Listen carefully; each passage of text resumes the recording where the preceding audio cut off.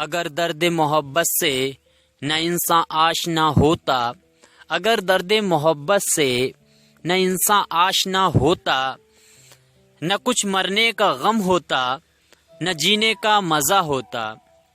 ناظرین، میں ہوں بسم اللہ آفتاب عالم اور آپ دیکھ رہے ہیں اردو ہندی نالج چینل۔ ہمارا جو آج کا انتخاب ہے وہ ہے برج نارائن چکوست۔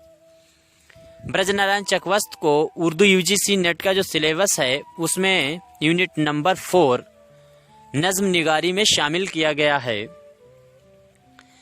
ابھی جو میں نے آپ کے سامنے شعر پڑھا ہے یہ شعر برج نارائن چکوست کا ہی ہے اور یہ غزل کا شعر ہے۔ آئیے جانتے ہیں ان کا تعارف اور ان کی تصانیف۔ سب سے پہلے چکوست کا اصل نام برج نارائن تھا اور چکوست تخلص تھا۔ چکوست کشمیری برہمن تھے۔ چکوست کی پیدائش 19 جنوری 1882 فیض آباد میں ہوئی۔ چکوست کی وفات 12 فروری 1926 کو رائے بریلی اسٹیشن پر فالج کے حملے کی وجہ سے ہوئی۔ تو فالج کے حملے کی وجہ سے ہی برج نارائن چکوست کا انتقال ہوا ہے۔ اور نظم گوئی میں ایک اور شاعر ہیں مخدوم محی الدین، ان کی بھی فالج برین ہیمرج کی وجہ سے انتقال ہوا تھا۔ اس کے بعد جانتے ہیں برج نارائن چکوست کے والد کا نام ادت نارائن چکوست تھا اور یہ شاعر تھے۔ ان کا تخلص یقین تھا۔ یاد رکھنا کئی مرتبہ اس کو پوچھا گیا ہے کہ یقین کس کا تخلص تھا، تو وہ ہیں ادت نارائن چکوست، برج نارائن چکوست کے والد۔ چکوست کے والد کا انتقال 1887 میں ہو گیا تھا جب چکوست صرف 5 سال کے تھے۔ اس کے بعد میں چکوست کے ماموں کا نام للیتا پرساد بھٹپوری ہے۔ چکوست کی شادی 1904 میں یوما دیوی سے ہو گئی تھی۔ اس کے بعد میں چکوست کے استاد مرحمت الدولہ حکیم اور فضل الدولہ فضل ہیں۔ تو ان کے شاعری کے استاد 2 ہیں، مرحمت الدولہ ہیں، مرحمت الدولہ حکیم ہیں اور فضل الدولہ فضل ہیں۔ اس کے بعد میں چکوست نے 1905 میں لکھنؤ سے BA کیا اور 1907 میں LLB کی اور لکھنؤ کے مشہور وکیل نواب شیخ شہنشاہ حسین کی نگرانی میں وکالت کی پریکٹس کرنا شروع کر دی۔ اب ایک مصرع ہے، موت کیا ہے انہی اجزاء کا پریشاں ہونا۔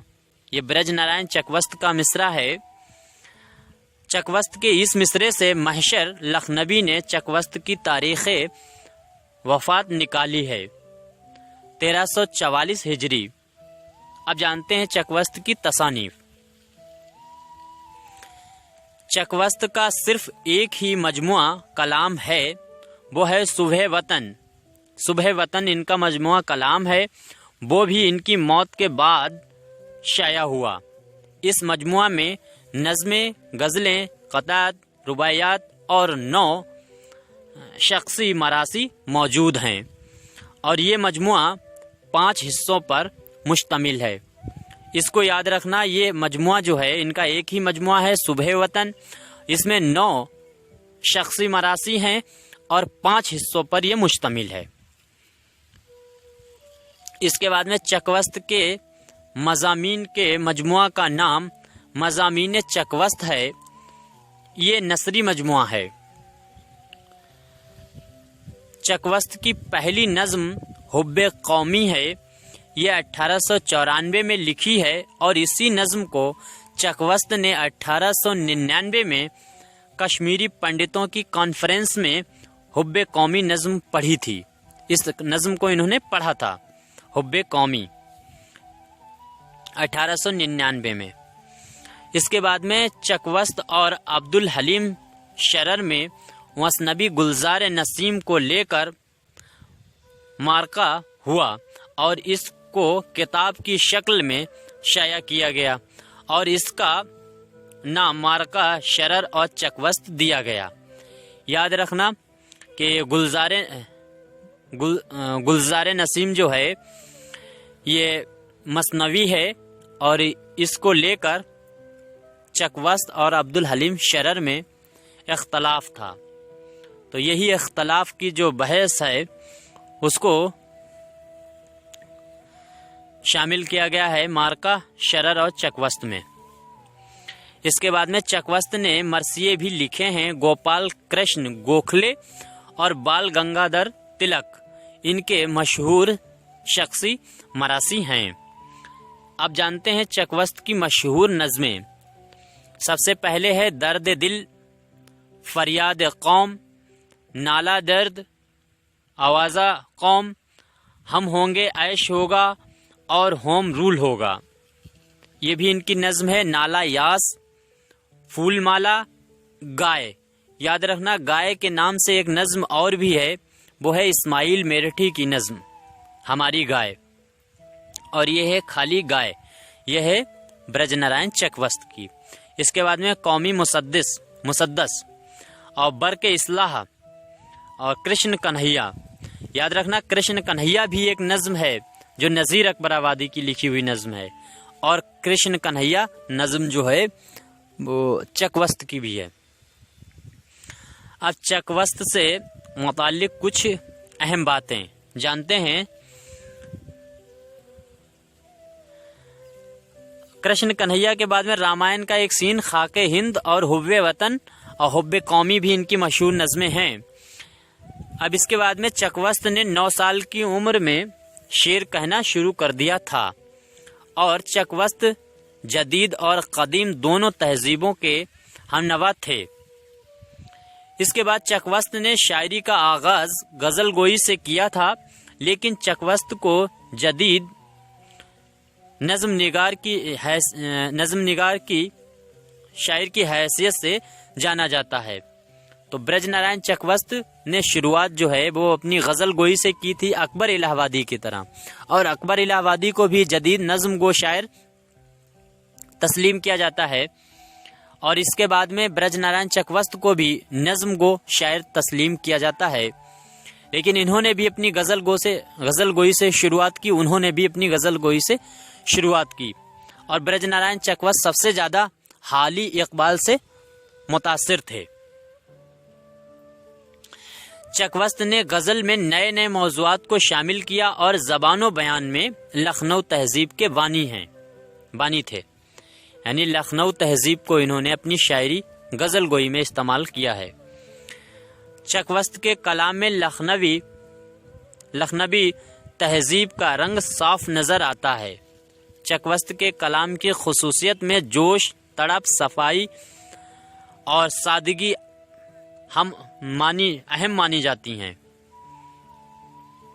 ये तो होना ही है, क्योंकि जो खुसूसियात लखनऊ अदब की हैं वो सारी खुसूसियात चकवस्त की गज़ल में नज़र आती हैं, चाहे वो सफाई हो, तड़प हो, जोश हो, सादगी हो, बेतकल्लुफ़ी हो, तसलसल हो। ये सभी चीज़ों की खूबी चकवस्त की नज़म गज़ल गोई में नज़र आती है। इसके बाद में चकवस्त की सबसे मशहूर नज़म रामायण का एक सीन है। इसमें 32 बंद हैं और 22 बंदों का एक उन्वान है, जिसमें रामचंद्र जी के माँ से रुखसत होने का जिक्र है। याद रखना। और 11 बंदों का उन्वान है जिसमें माँ का जवाब है। याद रखना कि रामचंद्र जी हैं वो अपनी माँ से रुखसत हो रहे थे। उस उन्वान पर रामायण का एक सीन में 22 बंद कहे हैं चकवस्त ने, और उनकी माँ के जवाब में उनकी माँ ने जो जवाब दिया उसको 11 बंदों में एक अलग उन्वान से शामिल किया है, और कुल मिलाकर 32 इसमें बंद हैं। इसके बाद में चकवस्त की नज़म रामायण का एक सीन मकालमा के अंदाज में लिखी हुई नज़म है। याद रखना, ये जैसे डायलॉग चलते हैं उस अंदाज में लिखी हुई नज़म है। रामायण का एक सीन नज़म में मुसद्दस हैयत का इस्तेमाल हुआ है। चकवस्त की नज़म खाके हिंद भी मुसद्दस की हैयत में ही है। याद रखना, इनकी जो दूसरी नज़म है خاک ہند وہ بھی مسدس کی ہی حیت میں ہے۔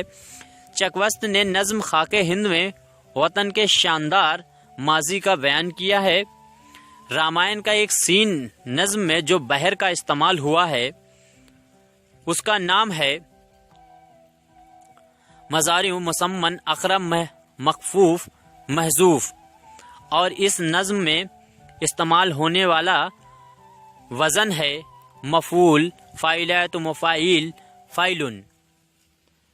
بہت مرتبہ غزل جو نظم دیا جاتا، نظم کا مصرع دے کر اور اس میں بحر یا وزن پوچھا جاتا ہے،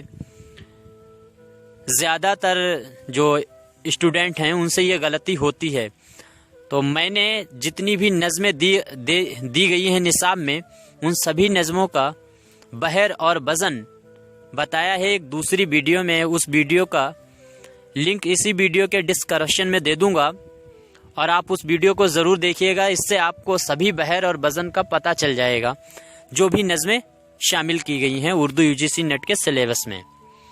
اس کے بعد آگے دیکھیے، چکوست نے اپنا مجموعہ کلام کو بشن نارائن کی طرف سے انتساب کیا ہے۔ تو بشن نارائن جو ہیں ان کی طرف انتساب کیا ہوا مجموعہ ہے ان کا، چکوست نے جو اپنا مجموعہ کلام لکھا ہے۔ اس کے بعد چکوست نے آزادہ قوم میں ہوم رول کی حمایت کی ہے۔ تو ہوم رول کی کس میں حمایت کی ہے؟ وہ ہے آزادہ قوم میں۔ چکوست نے نظم آزادہ قوم میں ہندوؤں اور مسلمانوں سے ہوم رول کو اپنانے کی گزارش کی ہے۔ اب آخر میں ایک قول آپ کے سامنے پیش کرتا ہوں۔ یہ نیاز فتح پوری کا قول ہے برج نارائن سے متعلق۔ انہوں نے کہا، اگر ان کی نظموں کو انیس کے کسی مرثیے میں شامل کر دیں تو کوئی نہیں کہہ سکتا کہ یہ انیس کے سوا کسی اور کا کلام ہے۔ تو ناظرین، میں نے آپ کے سامنے آج برج نارائن کا چکوست کا تعارف اور ان کی تصانیف پیش کی۔ امید کرتا ہوں آپ کو ویڈیو پسند آیا ہوگا۔ اب دوسرے انتخاب میں ملتے ہیں، تب تک کے لیے خدا حافظ۔